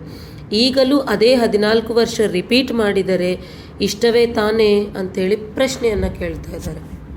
ಸೊ ಇಲ್ಲಿ ಎಷ್ಟೋ ವಯ್ಯಾರವಾಗಿ ಅಂದರೆ ಏನು ಕೆಲಸನೇ ಮಾಡದೆ ಆರಾಮಾಗಿ ಬೆಳೆದಿರೋ ಮಕ್ಕಳು ಕೂಡ ಸಮರ್ಪಣೆ ಆದ ನಂತರ ಚಪ್ಪಲಿಯನ್ನು ಹೊಲಿದಿದ್ದಾರೆ, ಮತ್ತು ಹೆಂಡೆಯಿಂದ ಕುಳ್ಳನ್ನು ಮಾಡೋದು, ಮೆಕ್ಯಾನಿಕ್ಕಾಗಿ ಮಾಡೋದು, ಇವೆಲ್ಲವೂ ಮಾಡಿದ್ದಾರೆ. ಆದರೂ ಸಹ ಮೋಜನ್ನೇ ಅನುಭವ ಮಾಡಿದ್ದಾರೆ. ಸೊ ಎಲ್ಲವನ್ನೂ ಪಾರು ಮಾಡಿದ್ದೀರಿ, ಓಕೆ. ಈಗ ಮತ್ತೆ ಅದೇ 14 ವರ್ಷ ರಿಪೀಟ್ ಮಾಡಿದರೆ ನಿಮಗೆ ಇಷ್ಟನೇನಾ ಅಂಥೇಳಿ ಪ್ರಶ್ನೆಯನ್ನು ಕೇಳ್ತಾ ಇದ್ದಾರೆ. ಸೊ ಆ ಪ್ರಶ್ನೆಯನ್ನು ಕೇಳಿ ಈಗಿನ ಪರಿಸ್ಥಿತಿ ತಿಳಿಸ್ತಾ ಇದ್ದಾರೆ. ಈಗ ಸೆಂಟರ್ನಲ್ಲಿ ಸ್ವಲ್ಪ ಸ್ಥೂಲ ಕೆಲಸ ಮಾಡಬೇಕಾದಾಗ ಇದಕ್ಕಾಗಿಯೇ ಸನ್ಯಾಸ ಮಾಡಿದೆವಾ, ಈ ಕೆಲಸಕ್ಕಾಗಿ ನಾವು ಬಂದಿರುವೆವಾ ಎಂದು ಯೋಚಿಸುತ್ತೀರಿ. ಮೋಜಿನಿಂದ ಜೀವನ ನಡೆಸುವುದನ್ನೇ ಬ್ರಾಹ್ಮಣ ಜೀವನ ಎನ್ನಲಾಗುತ್ತದೆ. ಸ್ಥೂಲ ಸಾಧಾರಣ ಕೆಲಸವಾಗಿರಲಿ, ಸಾವಿರಾರು ಜನರ ಮಧ್ಯದಲ್ಲಿ ಸ್ಟೇಜ್ನ ಮೇಲೆ ಭಾಷಣ ಮಾಡುವುದಾಗಿರಲಿ, ಎರಡನ್ನೂ ಮೋಜಿನಿಂದ ಮಾಡಬೇಕು. ಇದನ್ನೇ ಮೋಜಿನ ಜೀವನವನ್ನು ಅನುಭವ ಮಾಡುವುದು ಎಂದು ಕರೆಯುತ್ತಾರೆ. ಸೊ ಇಲ್ಲಿ ಅದು ಎಂಥದ್ದೇ ಆಗಿರಬಹುದು, ನೀವು ಮಾತ್ರ ಮೋಜಿನಿಂದನೇ ಮಾಡಬೇಕು. ಸಾವಿರಾರು ಜನದ ಮಧ್ಯೆ ಭಾಷಣ ಮಾಡಬೇಕಾಗಿ ಬಂದರೂ ಅಥವಾ ಸ್ಥೂಲ ಎಷ್ಟೇ ಎಂತಹ ಚೀಪಾಗಿರೋ ಕೆಲಸ ಆಗಿರಲಿ, ಆದರೆ ಇಲ್ಲಿ ಪರಮಾತ್ಮನ ನೆನಪಿನಲ್ಲಿ ಮಾಡೋದೇ ಇಂಪಾರ್ಟೆಂಟ್. ಸೊ ಅದಕ್ಕಾಗಿ ಇಲ್ಲಿ ಪರಮಾತ್ಮ ಹೇಳ್ತಾ ಇದ್ದಾರೆ, ಮೋಜಿನ ಜೀವನ ಅಂದರೆ ಬ್ರಾಹ್ಮಣ ಜೀವನ, ಬ್ರಾಹ್ಮಣ ಜೀವನ ಅಂದರೆ ಮೋಜಿನ ಜೀವನ. ಸಮರ್ಪಣೆಯಾಗುವುದು ಅರ್ಥಾತ್ ಇದೆಲ್ಲವನ್ನು ಮಾಡಬೇಕಾಗುವುದು ಎಂದು ನಾವು ತಿಳಿಯಲಿಲ್ಲ. ನಾನು ಟೀಚರ್ ಆಗಿ ಬಂದಿದ್ದೇನೆ, ಸ್ಥೂಲ ಕೆಲಸ ಮಾಡಲು ಸನ್ಯಾಸ ಮಾಡಿದ್ದೀನಾ, ಇದೇ ಬ್ರಹ್ಮಕುಮಾರಿ ಜೀವನವಾ ಎಂದು ಗೊಂದಲಕ್ಕೊಳಗಾಗಬಾರದು. ಇದನ್ನೇ ಗೊಂದಲಗೊಳ್ಳುವ ಜೀವನ ಎಂದು ಕರೆಯುತ್ತಾರೆ. ಸೊ ಯಾವಾಗ ನಮ್ಮ ಹತ್ರ ಈ ಪ್ರಶ್ನೆಗಳು ಬರ್ತದೋ, ಅಂದರೆ ಈ ಸ್ಥೂಲ ಕೆಲಸ ಮಾಡಲಿಕ್ಕಾಗಿಯೇ ನಾನು ಸನ್ಯಾಸವನ್ನು ತಗೊಂಡ, ಅಥವಾ ನಾನು ಇದೇನಾ ಬ್ರಹ್ಮಕುಮಾರಿ ಜೀವನ ಅಂದರೆ ನಾನೇನೋ ಟೀಚರಾಗಿ ಬಂದಿದ್ದೆ. ಸೊ ಈ ರೀತಿ ಎಲ್ಲ ಯೋಚನೆ ಮಾಡ್ತಾ ಇದ್ದೀವಿ ಅಂದರೆ ಗೊಂದಲ, ಕನ್ಫ್ಯೂಷನ್, ಅಯೋಮಯ. ಸೊ ಈ ಅಯೋಮಯ ಗೊಂದಲಕ್ಕೊಳಗಾದಾಗ ಇದನ್ನೇ ಗೊಂದಲಕ್ಕೊಳಗೊಳ್ಳುವ ಜೀವನ ಅಂತಿದ್ದಾರೆ. ಸೊ ಬ್ರಹ್ಮಕುಮಾರಿ ಆಗುವುದು ಅರ್ಥಾತ್, ಸೊ ಈ ಲೈನ್ ಕಂಪ್ಲೀಟ್ ನೆನಪಿರ್ಬೇಕು ನಮ್ಮೆಲ್ಲರಿಗೂ, ಸ್ಮೃತಿ. ಸೊ ಬ್ರಹ್ಮಕುಮಾರಿ ಆಗುವುದು ಅರ್ಥಾತ್ ಮನದ ಮೋಜಿನಲ್ಲಿರುವುದು, ಸ್ಥೂಲ ಮೋಜಿನಲ್ಲಿ ಅಲ್ಲ. ಮನದ ಮೋಜಿನಿಂದ ಯಾವುದೇ ಪರಿಸ್ಥಿತಿಯಲ್ಲಿ, ಯಾವುದೇ ಕೆಲಸದಲ್ಲಿ ಗೊಂದಲವನ್ನು ಮೋಜಿನಲ್ಲಿ ಬದಲಾಯಿಸುವವರು ಮತ್ತು ಮನದ ಗೊಂದಲವಿರುವವರು ಏನು ಮಾಡ್ತಾರೆ, ಶ್ರೇಷ್ಠ ಸಾಧನವಿದ್ದರೂ ಸ್ಪಷ್ಟ ಮಾತಿದ್ದರೂ ಸದಾ ಸ್ವಯಂ ಗೊಂದಲಗೊಂಡಿರುವ ಕಾರಣ ಸ್ಪಷ್ಟ ಮಾತನ್ನು ಸಹ ಗೊಂದಲ ಮಾಡಿಬಿಡುವರು. ಒಳ್ಳೆಯ ಸಾಧನಗಳಿದ್ದರೂ ಸಾಧನಗಳಿಂದ ಮೋಜನ್ನು ಪಡೆಯುವುದಿಲ್ಲ. ಇದು ಹೇಗೆ ಆಗುವುದು, ಹೀಗಲ್ಲ ಹಾಗೆ ಆಗುವುದು ಎಂದು ಇದರಲ್ಲಿ ತಾವು ಗೊಂದಲಗೊಳ್ಳುವವರು, ಬೇರೆಯವರನ್ನೂ ಸಹ ಗೊಂದಲಗೊಳಿಸುವರು. ಕಗ್ಗಂಟಾದರೆ ಬಿಚ್ಚಲು ಸರಿ ಮಾಡುವುದು ಕಷ್ಟ ಎಂದು ಹೇಳುತ್ತಾರಲ್ಲವೇ, ಒಳ್ಳೆಯ ಮಾತಿನಲ್ಲಿಯೂ ಭಯಪಡುವ ಮಾತಿನಲ್ಲಿಯೂ ಗೊಂದಲಗೊಳ್ಳುವರು. ಏಕೆಂದರೆ ವೃತ್ತಿ ಮನ ಗೊಂದಲಗೊಂಡಿದೆ. ಆದ್ದರಿಂದ ವೃತ್ತಿಯ ಪ್ರಭಾವವು ಸ್ವತಃ ದೃಷ್ಟಿಯ ಮೇಲೆ ಮತ್ತು ದೃಷ್ಟಿಯ ಕಾರಣ ಸೃಷ್ಟಿಯೂ ಸಹ ಗೊಂದಲಗೊಂಡಂತೆ ಕಾಣುವುದು. ಸೊ ಈ ಎಲ್ಲ ಸಿಚುವೇಶನ್ಸ್, ಈ ಪರಿಸ್ಥಿತಿಗಳು ಬರಲಿಕ್ಕೆ ಕಾರಣ ಏನು? ಸೊ ರೀಸನ್ ಏನಂದರೆ ನಮ್ಮ ಸ್ಥಿತಿ, ಆ ಸ್ಥಿತಿ ಹೆಂಗಿದೆ ಅಂತ ಹೇಳ್ತಾ ಇದ್ದಾರೆ. ಈಗ ಸೆಂಟರ್ನಲ್ಲಿ ಫಸ್ಟ್ ಬ್ರಹ್ಮ ಬಾಬಾ ಯಾವ ರೀತಿ ಸಹನಶೀಲತೆಯನ್ನು ಧಾರಣೆ ಮಾಡಿದರು ಅನ್ನೋ ವಿಷಯವನ್ನು ತಿಳಿಸ್ಕೊಟ್ರು. ಅದಾದಮೇಲೆ ಈಗ ಸೇವಾ ಕೇಂದ್ರಗಳಲ್ಲಿರೋ ಪರಿಸ್ಥಿತಿಯ ಬಗ್ಗೆ ಹೇಳ್ತಾ, ನಾನು ಇದಕ್ಕಾಗಿ ಬಂದಿರಲಿಲ್ಲ, ನಾನೇನೋ ಟೀಚರ್ ಅಂಥೇಳಿ ಬಂದಿದ್ದೆ, ಈ ಸ್ಥೂಲ ಸೇವೆ ಮಾಡಲಿಕ್ಕಾಗಿ ನಾನು ಸನ್ಯಾಸ ಮಾಡಬೇಕಾಯ್ತಾ, ಈ ಸ್ಥೂಲ ಸೇವೆಗಾಗಿಯೇ ನಾನು ಬ್ರಹ್ಮಕುಮಾರಿ ಆದ್ನಾ, ಬ್ರಹ್ಮಕುಮಾರಿ ಅಂದರೆ ಇದೇನಾ ಅಂಥೇಳಿ ಈ ಪ್ರಶ್ನೆಗಳು ಉಂಟಾಗ್ತಾ ಇರೋ ಕಾರಣಕ್ಕಾಗಿ ಗೊಂದಲಕ್ಕೊಳಗಾಗ್ತೇವೆ. ಸೊ ಈ ಗೊಂದಲಕ್ಕೆ ಒಳಗಾದ ಮೇಲೆ ಬ್ರಹ್ಮಕುಮಾರಿ ಅಂದರೆ ಅದರ ಅರ್ಥ ಏನು ಅಂತ ಹೇಳ್ತಿದ್ದಾರೆ, ಮನದ ಮೋಜಿನಲ್ಲಿರ್ಬೇಕು, ಸ್ಥೂಲ ಮೋಜಲ್ಲ. ಸೊ ಎಷ್ಟೇ ಸುಖ ಸಾಧನಗಳು ನಮ್ಮ ಸುತ್ತಮುತ್ತ ಇದ್ದರೂ ಕೂಡ ನಾವು ಅವುಗಳ ಮೋಜನ್ನು ಜೊತೆಗೆ ಈ ಮನದ ಮೋಜನ್ನು ಅನುಭವ ಮಾಡದೇ ಇರಲಿಕ್ಕೆ ಕಾರಣ ಏನು ಅಂದರೆ ಈ ಗೊಂದಲ ಪ್ಲಸ್ ಈ ಕ್ವೆಶನ್ಸ್, ಪ್ರಶ್ನೆಗಳು. ಸೊ ಅದು ಆ ಗೊಂದಲ ಅನ್ನೋದು ಹುಟ್ಟಿದ ಮೇಲೆ, ವೃತ್ತಿ ಅಂದರೆ ಸಂಸ್ಕಾರದಲ್ಲಿ ಬಂದ ಮೇಲೆ ಇನ್ನು ಸ್ವತಃ ಅದು ದೃಷ್ಟಿಯ ಮೇಲೆ ಬೀಳ್ತದೆ. ಸೊ ಅದೇ ಆಲೋಚನೆಗಳಿರ್ತದೆ. ದೃಷ್ಟಿ ಅಂದರೆ ಅದರ ಅರ್ಥ ಏನು, ನಾವು ನೋಡ್ತಾ ಇರೋ ದೃಷ್ಟಿಕೋನ. ಸೊ ಪ್ರತಿ ಆಲೋಚನೆ ಅದೇ ರೀತಿ ರಚಿಸ್ತಾ ಹೋಗ್ತೇವೆ. ಅದು ರಚಿಸಾದ್ಮೇಲೆ ನಮ್ಮ ಸೃಷ್ಟಿ ಕೂಡ ಅದೇ ರೀತಿ ರೆಡಿ ಆಗ್ತದೆ. ಅಂದರೆ ನಮ್ಮ ಸ್ಥಿತಿಯ ಆಧಾರದಿಂದ ಪರಿಸ್ಥಿತಿಯನ್ನು ಈ ಪ್ರಾಸೆಸ್ ಥ್ರೂ, ಅಂದರೆ ಈ ಒಂದು ಸ್ಟೇಜಸ್, ಹಂತಗಳಿಂದ ರೆಡಿ ಮಾಡ್ಕೊಳ್ತೀವಿ ನಾವು. ಅಂದರೆ ಇಲ್ಲಿ ಪರಮಾತ್ಮನ ಸಮಾನವಾಗಿ ನಾವು ಅಂದರೆ ಪರಮಾತ್ಮ ಯಾವ ರೀತಿ ಹೇಳ್ತಾ ಇದ್ದಾರೋ ಆ ರೀತಿ ಬ್ರಹ್ಮ ತಂದೆ ಸಮಾನವಾಗಿ ನಾವು ಇಲ್ಲಿ ಮಾಡ್ತಾ ಇಲ್ಲ ಯೋಚನೆಗಳನ್ನು.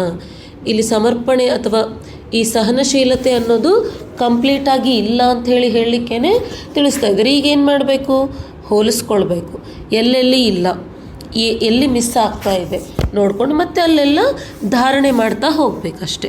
ಪರಮಾತ್ಮನಿಂದ ಶಕ್ತಿ ಅಂದರೆ ಹೆಂಗೆ, ಪರಮಾತ್ಮನ ಜೊತೆ ಕನೆಕ್ಟ್ ಆಗಬೇಕು, ಆ ಶಕ್ತಿಯನ್ನು ಪಡೆಯೋದು ಮತ್ತು ಪ್ರಾಕ್ಟಿಕಲ್ ಲೈಫಲ್ಲಿ ತರ್ತಾ ಹೋಗೋದು. ಸೊ ಬ್ರಹ್ಮಕುಮಾರಿ ಜೀವನ ಅರ್ಥಾತ್ ಬ್ರಹ್ಮ ತಂದೆಯ ಸಮಾನ ಮೋಜಿನ ಜೀವನ. ಆದರೆ ಇದರ ಆಧಾರವಾಗಿದೆ ಸಹನಶೀಲತೆ.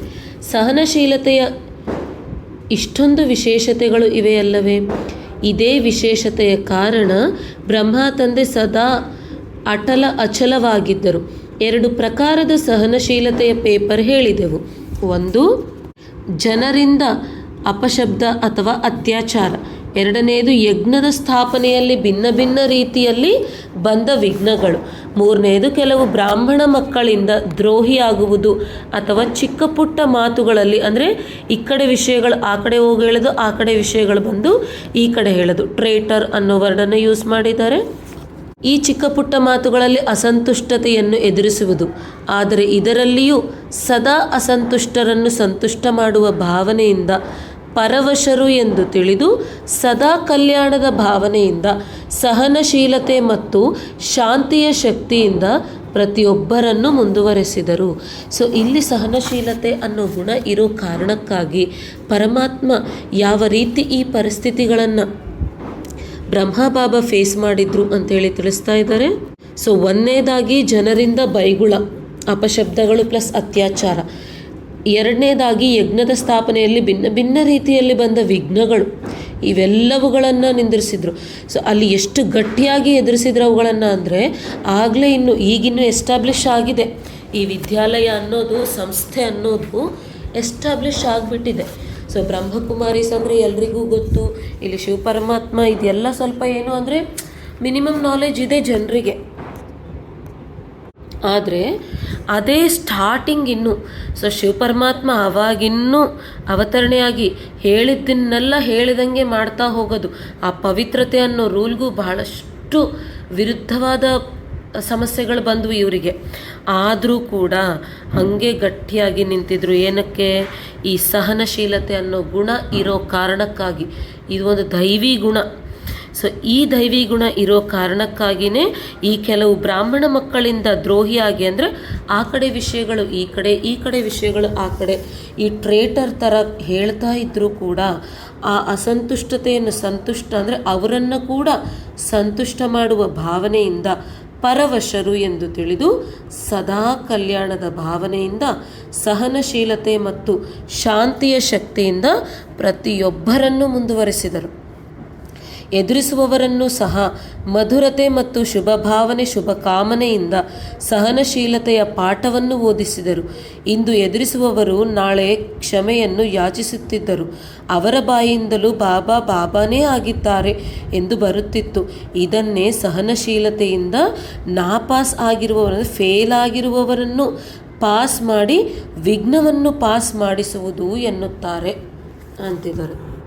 ಸೊ ಈ ವಿಘ್ನಗಳು ಹಾಕಿದವರು ಜನರಿಂದ, ಅಂದರೆ ಯಾರಿಗಾದ್ರೆ ಜ್ಞಾನ ಇರಲಿಲ್ಲನೋ ಅವ್ರು ಬಂದು ಬೇಕಾದಷ್ಟು ಬೈಗುಳದನ್ನೆಲ್ಲ ಮಾಡಿದ್ರು, ಓಕೆ. ಆದರೆ ಈ ಬ್ರಾಹ್ಮಣ ಮಕ್ಕಳಿಂದ ದ್ರೋಹಿಯಾದವ್ರು ಏನಾಯಿತು ಅಂದರೆ ಫೇಲ್ ಆದರು. ಇಲ್ಲಿ ಈ ಕಡೆ ಮಾತು ಆ ಕಡೆ, ಆ ಕಡೆ ಮಾತು ಈ ಕಡೆ ಹೇಳಿ ಅವ್ರು ಫೇಲ್ ಆದರೂ ಕೂಡ ಆ ಸಂತುಷ್ಟತರನ್ನು ಕೂಡ ಸಂತುಷ್ಟರನ್ನಾಗಿ, ಅಸಂತುಷ್ಟರನ್ನು ಕೂಡ ಸಂತುಷ್ಟರನ್ನಾಗಿ ಮಾಡುವ ಭಾವನೆಯಿಂದ, ಕಲ್ಯಾಣ ಭಾವನೆಯಿಂದ, ಒಳಗಡೆ ಏನಿತ್ತು ಭಾವನೆ, ಕಲ್ಯಾಣ ಭಾವನೆ, ಅವರನ್ನು ಸಂತುಷ್ಟರನ್ನಾಗಿ ಮಾಡಬೇಕನ್ನೋ ಭಾವನೆಯಿಂದ ಏನು ಮಾಡಿದರು? ಸಹನಶೀಲತೆ ಮತ್ತು ಶಾಂತಿ ಇವೆರಡು ಶಕ್ತಿಗಳನ್ನು ಉಪಯೋಗಿಸಿ ಪ್ರತಿಯೊಬ್ಬರನ್ನು ಮುಂದುವರಿಸಿದ್ರು. ಸೊ ಹೀಗೆ ಮುಂದುವರಿಸೋ ಕಾರಣದಿಂದ ಅಂದರೆ ಅವರೊಂದಿಗೆ ಕೂಡ ಮಧುರತೆ ಮತ್ತು ಶುಭ ಭಾವನೆ, ಶುಭ ಕಾಮನೆ. ಸೊ ಈ ಪಾಠವನ್ನು ಓದಿಸಿರೋ ಕಾರಣಕ್ಕಾಗಿ ಹಂಗೆ ಮಾಡಿರೋರು ಕೂಡ ನೆಕ್ಸ್ಟ್ ಬಂದು ಬಾಬಾ ಅಂದರೆ ಬಾಬಾನೇ ನಮ್ಮನ್ನು ಕ್ಷಮಿಸಿ ಅಂಥೇಳಿ ಕೇಳ್ತಾ ಇದ್ರು. ಸೊ ಇದನ್ನೇ ಸಹನಶೀಲತೆಯಿಂದ ಫೇಲ್ ಆದವ್ರನ್ನು ಕೂಡ ಪಾಸ್ ಮಾಡಿ ವಿಘ್ನಗಳಿಂದ ಪಾರು ಮಾಡಿಸೋದು ಅಂತಿದ್ದಾರೆ. ಸೊ ಇಲ್ಲಿ ಕೂಡ ನಾವು ತಿಳ್ಕೊಬೇಕಾಗಿರೋ ಲೆಸನ್ ಏನು ಅಂದರೆ, ಈ ಸಂಗಮಯುಗ ಅನ್ನೋದು ಆ್ಯಕ್ಚುಲಾಗಿ ಅಮೂಲ್ಯವಾದ ಸಮಯ. ಅಮೂಲ್ಯ ಅಂದರೆ ಯಾವುದೇ ಮೌಲ್ಯ ಇಲ್ಲ ಅದಕ್ಕೆ, ಅಂದರೆ ಪೂರ್ತಿಯಾಗಿ ನಾವು ಒಂದು ವ್ಯಾಲ್ಯೂ ಅಂತೇಳಿ ಕೊಡಲಿಕ್ಕಾಗಲ್ಲ. ಅಷ್ಟು ಟಾಪ್ ಅಂದರೆ ಅದಕ್ಕೆ ಒಂದು ಬೆಲೆಯನ್ನು ಕಟ್ಟೋಕ್ಕಾಗ್ತಾ ಇಲ್ಲ. ಸೊ ಆ ರೀತಿ ಅಮೂಲ್ಯವಾಗಿರೋ ಒಂದು ಸಮಯವನ್ನು ನಮಗಾಗಿ ಇಟ್ಟು ಬೇಕಾದಷ್ಟು ಟೆಸ್ಟ್ಗಳನ್ನು, ಬೇಕಾದಷ್ಟು ವಿಘ್ನಗಳನ್ನು ಹಾಕಿ, ಸೊ ಅವ್ರ ಉದ್ದೇಶದಲ್ಲೇನಿದೆ, ನಾವು ನಂಬರ್ 1 ಬ್ರಹ್ಮ ಬಾಬಾ ಅವ್ರು ಸಮಾನವಾಗಬೇಕು ಅಂತೇಳಿ ಅವರ ಪ್ರತಿ ಸಹಯೋಗವನ್ನು ಕೊಡ್ತಾ ಇದ್ದಾರೆ. ಅವ್ರಿಗೆ ಎಷ್ಟಾಗುತ್ತೋ ಅಷ್ಟು ಅವರ 100% ಸಹಯೋಗವನ್ನು ಅವ್ರು ಕೊಡ್ತಾ ಇದ್ದಾರೆ ನಮಗೆ. ಸೊ ನಾವೇನು ಮಾಡಬೇಕೀಗ? ಸೊ ಈ ಎಲ್ಲ ಅವ್ರು ಮಾಡ್ತಾ ಇದ್ರೂ ಕೂಡ ಇಲ್ಲಿ ಬ್ರಹ್ಮ ಬಾಬಾ ಏನು ಮಾಡಿದರು, ಪರಮಾತ್ಮ ಸಹನಶೀಲತೆಯನ್ನು ಉಪಯೋಗಿಸ್ಬೇಕು ಅಂದ ತಕ್ಷಣ ಉಪಯೋಗಿಸಿದ್ರು ಅಷ್ಟೇ. ಈ ಕಾಲದಲ್ಲಿ ಸಹನಶೀಲತೆಯನ್ನು ಉಪಯೋಗಿಸಿದ್ರೆ ನನ್ನ ಮಾತು ಯಾರು ಕೇಳ್ತಾರೆ? ಎಲ್ಲಿ ಸಫಲತೆ ಬರ್ತದೆ? ಅಸಲ ಸಹನಶೀಲತೆಯನ್ನು ಉಪಯೋಗಿಸಿದ್ರೆ ನನ್ನನ್ನು ಕೆಳಗಡೆ ಇಟ್ಟು ನೋಡ್ತಾರೇನೋ? ಈ ಯಾವ ಎರಡನೇ ಯೋಚನೆಯನ್ನೇ ಮಾಡಲಿಲ್ಲ. ಪರಮಾತ್ಮ ಹೇಳಿದ್ರ, ಇವ್ರು ಮಾಡಿಬಿಟ್ರು. ಅದಕ್ಕಾಗಿಯೇ ಸಫಲತೆಯನ್ನು ಪಡೆದ್ರು, ನಂಬರ್ 1 ಪೋಸ್ಟಿಗೆ ಕೂಡ ಹೋದರು. ಸೊ ಎಷ್ಟರ ಮಟ್ಟಿಗೆ ಅಂದರೆ ಅವರ ಜೊತೆ ಇರುವವರೇ ಸೊ ಅವ್ರಿಗೆ ವಿಘ್ನಗಳನ್ನು ಹಾಕಿ, ಟೆಸ್ಟ್ ಇಟ್ಟು, ಅಲ್ಲಿ ಮಾತಿಲ್ಲಿ ಇಲ್ಲಿ ಮಾತಲ್ಲಿ ಹೇಳಿ ಬೇಕಾದ ಪ್ರಾಬ್ಲಮ್ಸನ್ನೆಲ್ಲ, ಸಮಸ್ಯೆಗಳನ್ನು ರಚಿಸಿರೋರೆಲ್ಲರೂ ಈಗ ಚರಿತ್ರೆಯಲ್ಲಿ ಎಲ್ಲಿದ್ದರೂ ಕೂಡ ಗೊತ್ತಿಲ್ಲ ನಮಗೆ. ಆದರೆ ಬ್ರಹ್ಮ ಬಾಬಾ ಅವರನ್ನು ನೋಡಿದರೆ ಎಲ್ಲೂ ನಂಬರ್ 1 ಪೋಸ್ಟ್ ಅಂದರೆ ವಿಶ್ವ ಮಹಾರಾಜ. ಸೊ ಇಡೀ ಕಲ್ಪದಲ್ಲಿ ನಂಬರ್ 1 ಆಗಿ ಅವ್ರ ಜೀವನನೇ ಇರುತ್ತೆ. ಸೊ ಆ ರೀತಿ ಅವರು ರೆಕಾರ್ಡಿಂಗಲ್ಲಿ ತಂದುಕೊಂಡು ನಂಬರ್ 1 ಆಗಿಬಿಟ್ರು. ಸೊ ಆ ಮೊದಲ ಹೆಜ್ಜೆಯಲ್ಲಿ ಸಮರ್ಪಣೆ ಬಗ್ಗೆ ತಿಳಿಸ್ತಿರ್ಬೇಕಾದ್ರೂ ಎಂತಹ ಪರಿಸ್ಥಿತಿ ಬಂದರೂ ಕೂಡ ಸ್ವಲ್ಪ ಕೂಡ ಜ್ಞಾನದ ಮೇಲೆ ಸಂಶಯ ಅನ್ನೋದು ಸ್ವಪ್ನ ಮಾತ್ರ, ಸೂಕ್ಷ್ಮ ಸ್ವರೂಪದಲ್ಲಿ ಕೂಡ ಇರಲಿಲ್ಲ ಅಂತಾರೆ. ಸೊ ಅದಕ್ಕಾಗಿಯೇ ಈ ವಿಘ್ನಗಳು ಹಾಕೋರು ಇವರೆಲ್ಲರೂ ನಿಮಗೆ ನಿಮ್ಮ ಉನ್ನತಿಗಾಗಿ ಕಷ್ಟಪಡ್ತಾ ಇರೋ ಸಹಯೋಗಿಗಳನ್ನಾಗಿ ತಗೊಳ್ರಿ ಅಂಥೇಳಿ ಪರಮಾತ್ಮ ಹೇಳಲಿಕ್ಕೆ ರೀಸನ್ ಇದೆ. ಸೊ ಅವರು ಒಂದು ವೇಳೆ ಅವರು ಕೂಡ ಈ ಸಂಗಮಯುಗದ ಅಮೂಲ್ಯ ಸಮಯವನ್ನು ಉಪಯೋಗಿಸಿದ್ದೇ ಆಗಿದ್ದರೆ ಪರಮಾತ್ಮನ ಜೊತೆ, ಅಂದರೆ ಆ ಪರಮಾತ್ಮನ ಜೊತೆ ಇರೋ ಆನಂದವನ್ನು ಅನುಭವ ಮಾಡ್ತಾ ಇದ್ರು, ಪರಮಾತ್ಮ ಈ ಮುರಳಿಯಲ್ಲಿ ತಿಳಿಸ್ತಾ ಇರೋ ಅತೀಂದ್ರಿಯ ಸುಖವನ್ನು ಅನುಭವ ಮಾಡ್ತಾ ಇದ್ರು, ಬ್ರಹ್ಮ ಬಾಬಾ ಅವ್ರ ಜೊತೆ ನಂಬರ್ 1 ಪೊಸಿಷನ್ಗೆ ಬಂದು ಅವರ ಸಂಬಂಧ ಸಂಪರ್ಕಗಳಲ್ಲಿ ಜನ್ಮವನ್ನು ಪಡೀತಾ ಇದ್ರು, ಅಂದರೆ ಚರಿತ್ರೆಯಲ್ಲಿ ಉಳಿತಾ ಇದ್ರು ಎಲ್ಲೋ ಅಂತಲ್ಲಿ. ಸೊ ಈಗ ಆ ರೀತಿ ಮಾಡದೇ ಇರೋ ಕಾರಣಕ್ಕಾಗಿ, ಸೊ ಅವರ ಅಮೂಲ್ಯವಾದ ಸಮಯವನ್ನು ಬೇರೆಯವರ ಉನ್ನತಿಗಾಗಿ ಇಟ್ಟಿರೋ ಕಾರಣಕ್ಕಾಗಿ ಅವರು ಎಲ್ಲೂ ಚರಿತ್ರೆಯಲ್ಲಿ ಕಾಣಿಸ್ತಾನೆ ಇಲ್ಲ. ಅವ್ರ ಹೆಸರುಗಳು ಕೂಡ ಯಾರಿಗೂ ಗೊತ್ತಿಲ್ಲ. ಸೊ ಇಲ್ಲ, ಅದಕ್ಕಾಗಿ ನಮಗೂ ಕೂಡ ಯಾರಾದರೂ ನಿಂದೆಗಳನ್ನು ಹಾಕ್ತಾ ಇದ್ದಾರೆ, ಬೈಗಳನ್ನು ಬೈತಾ ಇದ್ದಾರೆ ಅಂತಂದರೆ ಅವರ ಸಂಸ್ಕಾರದ ಆಧಾರದಿಂದ ಅವ್ರು ಮಾಡ್ತಾ ಇದ್ದಾರೆ, ಇಲ್ಲ ಅಂತಲ್ಲ. ಆದರೆ ಅದು ಏನಕ್ಕೆ ಮಾಡ್ತಾ ಇದ್ದಾರೆ? ನಾವು ಅವರ ಪ್ರತಿ ಶುಭ ಭಾವನೆ, ಶುಭ ಕಾಮನೆಯನ್ನು ಇಟ್ಟು ನಮ್ಮ ಪುಣ್ಯದ ಖಾತೆಯನ್ನು ಹೆಚ್ಚಿಸಲಿಕ್ಕೆ ಅವ್ರು ಮಾಡ್ತಾ ಇದ್ದಾರೆ. ಸೊ ಆ ಒಂದು ಭಾವನೆಯಿಂದ ನೋಡಿ ನಾವು ಅವರಿಗೆ ಶುಭ ಭಾವನೆ, ಶುಭ ಕಾಮನೆ, ಆಶೀರ್ವಾದಗಳನ್ನು ಕೊಟ್ಟಾಗ ನಮಗೆ ನಮ್ಮ ಥಾಟ್ ಪ್ರಾಸೆಸ್ ಅನ್ನೋದು ಕಂಪ್ಲೀಟ್ ಆಗಿ, ಅಂದರೆ ನಮ್ಮ ಆಲೋಚನಾ ವಿಧಾನ ಬದಲಾಗಿಬಿಡ್ತದೆ. ಸೊ ಅವಾಗ ಬ್ರಹ್ಮ ತಂದೆ ಸಮಾನವಾಗಿ ಪುರುಷಾರ್ಥ ಮಾಡೋದು ಈಸಿ ಆಗುತ್ತೆ. ಎರಡನೇ ಹೆಜ್ಜೆಯ ಬಗ್ಗೆ ಕೇಳಿದಿರಿ. ಏತಕ್ಕಾಗಿ? ಹೆಜ್ಜೆಯ ಮೇಲೆ ಹೆಜ್ಜೆಯನ್ನಿಡಲು. ಇದಕ್ಕೆ ಹೇಳಲಾಗುತ್ತದೆ ಫಾಲೋ ಫಾದರ್, ಅರ್ಥಾತ್ ತಂದೆಯ ಸಮಾನರಾಗುವುದು. ಆಗುವಿರೋ ಅಥವಾ ದೂರದಿಂದ ನೋಡುವಿರೋ? ಮಹಾವೀರರಾಗಿರುವಿರಲ್ಲವೇ? ಪಂಜಾಬ್ ಮತ್ತು ಮಹಾರಾಷ್ಟ್ರ ಇಬ್ಬರೂ ಬಹದ್ದೂರ್ ಆಗಿರುವಿರಿ. ಎಲ್ಲರೂ ಬಹದ್ದೂರ್ ಆಗಿರುವಿರಿ. ದೇಶ ವಿದೇಶದ ಎಲ್ಲರೂ ತಮ್ಮನ್ನು ಮಹಾವೀರ್ ಎನ್ನುತ್ತೀರಿ. ಯಾರನ್ನಾದರೂ ಕಾಲಾಳು ಎಂದರೆ ಒಪ್ಪಿಕೊಳ್ಳುವಿರಾ? ಇದರಿಂದ ಸಿದ್ಧವಾಗುತ್ತದೆ ಎಲ್ಲರೂ ತಮ್ಮನ್ನು ಮಹಾವೀರ ಎಂದು ತಿಳಿಯುತ್ತೀರಿ. ಮಹಾವೀರರು ಅರ್ಥಾತ್ ತಂದೆಯ ಸಮಾನರಾಗುವುದು ತಿಳಿಯುತ್ತೆ. ಸೊ ಇಲ್ಲಿ ಪ್ರತಿಯೊಂದು ಯುದ್ಧ ಮೈದಾನದಲ್ಲಿ ಸೊ ಮಹಾವೀರರಿರ್ತಾರೆ, ಗುರ್ರ ಅಂದರೆ ಸೊ ಕುದುರೆ ಮೇಲೆ ಹೋಗೋರು ಇರ್ತಾರೆ, ಅದಾದಮೇಲೆ ಕಾಲಾಳುಗಳು. ಸೊ ಯಾರಾದರೆ ನನಗೆ ಈ ಕೈಲಾಗಲ್ಲ ಅನ್ನೋರೆಲ್ಲರೂ ಈ ಕಾಲಾಳು. ಸೊ ಅದೇ ಕುದುರೆ ಸವಾರ ಯಾರು ಅಂತಂದರೆ ಆ ಕಡೆ ಈ ಕಡೆ ನೋಡಿ ದೃಶ್ಯಗಳಿಗೆ ಆಕರ್ಷಿತರಾಗಿ ಮನಸ್ಸನ್ನು ಅಂದರೆ ಆಲೋಚನೆಗಳನ್ನು ಬದಲಾಯಿಸೋರು. ಮಹಾವೀರ್ ಅಂದರೆ ಇನ್ನು ಪೂರ್ತಿ ಪರಮಾತ್ಮ ಹೇಳಿರೋ ಹಂಗೆ ಬ್ರಹ್ಮ ತಂದೆಯನ್ನು ಅನುಸರಿಸಿ ಮಾಡೋರು. ಸೊ ಅದಕ್ಕಾಗಿ ಎಲ್ಲರೂ ಮಹಾವೀರ್ರೆ ಅಂತೇಳಿ ಹೇಳ್ತಿರ್ತೀರಿ. ಕಾಲಾಳ ಅಂದರೆ ನೀವೇನಾದರೂ ಒಪ್ಕೊಳ್ತೀರಾ? ಇದರಿಂದ ಸಿದ್ಧವಾಗುತ್ತದೆ ಎಲ್ಲರೂ ತಮ್ಮನ್ನು ಮಹಾವೀರ, ಅಂದರೆ ಮಹಾವೀರ ಅರ್ಥಾತ್ ತಂದೆಯ ಸಮಾನರಾಗುವುದು ಅಂತೇಳಿ ತಿಳಿಸಿ ಇನ್ನೂ ಒಂದು ಮುರಳಿಯಲ್ಲಿ, ಸೊ ಆ ಮುರಳಿಯ ಡೇಟ್ ಏನು ಅಂತಂದರೆ 28ನೇ ತಾರೀಕು 11ನೇ ತಿಂಗಳು, ನವೆಂಬರ್ ತಿಂಗಳು 1997ರಲ್ಲಿ ಪರಮಾತ್ಮ ಏನು ಹೇಳ್ತಾ ಇದ್ದಾರೆ ಅಂತಂದರೆ, ಉದಾಹರಣೆಗೆ ನೀವು ನಿಂದೆಯನ್ನು ಅಥವಾ ಗೊಂದಲವನ್ನು ಸಹಿಸಿದ್ದೀರಿ ಎಂದು ಇಟ್ಟುಕೊಳ್ಳಿರಿ, ಸಮಾವೇಶಗೊಳಿಸಿದ್ದೀರಿ ಕೂಡ. ನೀವು ಸಹಿಸುವುದು ಸಮಾವೇಶಗೊಳಿಸುವುದು ಎಂದರೆ ನಿಮಗಾಗಿ ನಿಮ್ಮ ರಾಜಧಾನಿಯನ್ನು ನಿಶ್ಚಿತ ಮಾಡಿಕೊಳ್ಳುವುದು. ನಿಮಗೆ ಬಂದಿರುವ ನಷ್ಟವೇನು? ಲಾಭವೇ ಆಯಿತಲ್ಲವೇ? ನೋಡಲು ಬಹಳ ಕಷ್ಟವೆನಿಸುತ್ತದೆ. ವಿಷಯ ಎಷ್ಟು ದೊಡ್ಡದಾದರೂ ನೀವು ಸಹಿಸಿದ್ದೀರಿ, ನಿಮ್ಮ ರಾಜಧಾನಿ ತಯಾರಾಗಿ ಬಿಟ್ಟಿದೆ ಎಂದರೆ ಸ್ಟ್ಯಾಂಪ್ ಬಿದ್ದಿದೆ. ಇದು ನಷ್ಟವೇ ಅಥವಾ ಲಾಭವೇ ಅಂತೇಳಿ ಕೇಳ್ತಾ ಇದ್ದಾರೆ. ಇಲ್ಲಿ ಈ ಸಹನಶೀಲತೆ ಅನ್ನೋ ಒಂದು ದೈವೀ ಗುಣವನ್ನು ಉಪಯೋಗಿಸಿದರೆ ಎಲ್ಲೆಲ್ಲಿ ಬ್ರಹ್ಮ ತಂದೆ ಯಾವ ರೀತಿ ಪಾಸಾದರು ಅಂಥೇಳಿ ತಿಳಿಸಿದ್ರು. ಅದಾದ ಮೇಲೆ ಇಲ್ಲಿ ನಮ್ಮ ರಾಜಧಾನಿ ನಿಶ್ಚಿತ ಆಗಿಬಿಡ್ತದೆ ಅಂತಿದ್ದಾರೆ. ಸೊ ಈ ವಿಷಯವನ್ನು ಗಮನದಲ್ಲಿಟ್ಕೊಂಡು ಈ ಸಹನಶೀಲತೆ ಅನ್ನೋ ದೈವೀ ಗುಣವನ್ನು ಪೂರ್ತಿಯಾಗಿ ಉಪಯೋಗಿಸ್ತಾ ಹೋಗಿ ನಮ್ಮ ರಾಜಧಾನಿಯನ್ನು ನಾವು ನಿಶ್ಚಿತ ಮಾಡ್ಕೋಬಹುದು. ಈ ವಿಷಯವನ್ನೇ ತಿಳಿಸ್ತಾ, ದೇಶ ವಿದೇಶದ ಸರ್ವ ತಂದೆಯ ಸಮಾನ ಸದಾ ಬುದ್ಧಿಯಿಂದ ಸಮರ್ಪಿತ ಆತ್ಮರಿಗೆ ಸದಾ ಎಲ್ಲ ಪರಿಸ್ಥಿತಿಯಲ್ಲಿ ಎಲ್ಲ ವ್ಯಕ್ತಿಗಳಿಂದ ಸಹನಶೀಲರಾಗಿ ಎಲ್ಲ ದೊಡ್ಡ ಮಾತನ್ನು ಚಿಕ್ಕದನ್ನಾಗಿ ಮಾಡಿ ಸಹಜವಾಗಿ ಪಾರು ಮಾಡುವಂತಹ, ಸದಾ ವಿಸ್ತಾರವನ್ನು ಸಾರದಲ್ಲಿ ತರುವಂತಹ, ಸದಾ ಬ್ರಾಹ್ಮಣ ಜೀವನವನ್ನು ಮೋಜಿನ ಜೀವನದಂತೆ ಜೀವಿಸುವಂತಹ, ತಂದೆಯ ಸಮಾನರಾಗುವಂತಹ ಮಹಾವೀರ ಶ್ರೇಷ್ಠಾತ್ಮರಿಗೆ ಬಾಬ್ದಾದರ ಸಮಾನಭವದ ಸ್ನೇಹ ಸಂಪನ್ನ ನೆನಪು, ಪ್ರೀತಿ ಹಾಗೂ ನಮಸ್ತೆ. ಓಂ ಶಾಂತಿ.